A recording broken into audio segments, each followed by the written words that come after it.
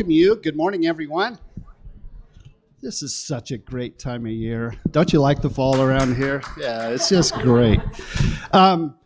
Just by way of announcements, pretty self-explanatory, but Mariana's worked to put a display up for you back there, and it'll be there for the next couple Sundays. And you can see what's going on with the kids' classes, the different topics that they're studying. You can see the couple different home groups that are available to come, and just those are just blue jean nights and cup of coffee and get into the Word a little and have some discussion and support each other in the faith. That's what those are designed for, very relaxed. We have one in our home, and Rick Hansen has one in his home to accommodate the folks that are from, the more spiritual people that are from Colville area.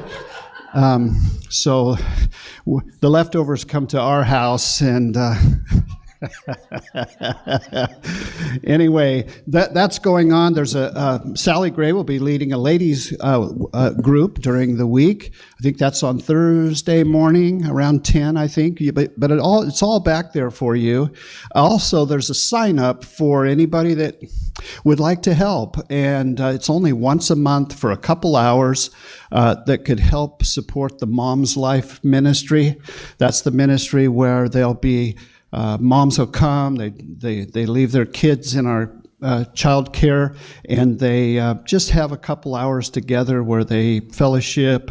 There's a speaker that gives a short message. They do crafts and things. It's just a time for moms to remember what it's like to not being tugged on or running for why there's a screaming in the background and chasing their kids, and it's just nice for them. So and plus, obviously behind that ministry is our women who know the Lord connecting with moms that don't know the Lord, or that are seeking but just don't understand the gospel yet. And it's just a great opportunity for them to intermingle and support them, encourage them, and in very practical ways sometimes. So I think that pretty much covers the adult class we're going through. I hope that if you're not engaged, that you will be. The adult class is going to be going through the full assurance of faith. And that's something that we don't talk about much. We just assumed, okay, I believe in the Lord, I must have full assurance. And the Bible talks a great deal about that there is enormous blessing in your life, stability in your life, to have that foundation and to have the full assurance of knowing that you belong to the Lord and He's yours. So that's going to be a 10, 11-week series leading up to Christmas time. And I'm excited for the high schoolers, too. The high schoolers are going to jump into a book that's just so well written. It's engaging, it's practical, but it's designed to really strengthen their faith and lay a foundation for them for the future. And it's called The Basics. But don't be put off by that topic, because it's in some ways anything but the basics, but it's really good. So we're looking forward to that for our high schoolers, and some wonderful topics for our children as well. And this year we've branched into having 4 classes, even though right now there's only 2 youngsters in this one class. Because of the age gap and so on, Mary Harrington, thank you so much, Mary. She's done the footwork and prayed and looked for special people that would step in and teach, and she's found them, and we're just so grateful for them. Gail, I believe, is stepping up and going to be working with those girls, and I was thinking to myself how many stories I've heard of some young girl who in their Bible class was so impacted that they traced their faith and their walk with the Lord back to that class, even though it was just 2 or 3 kids in their class.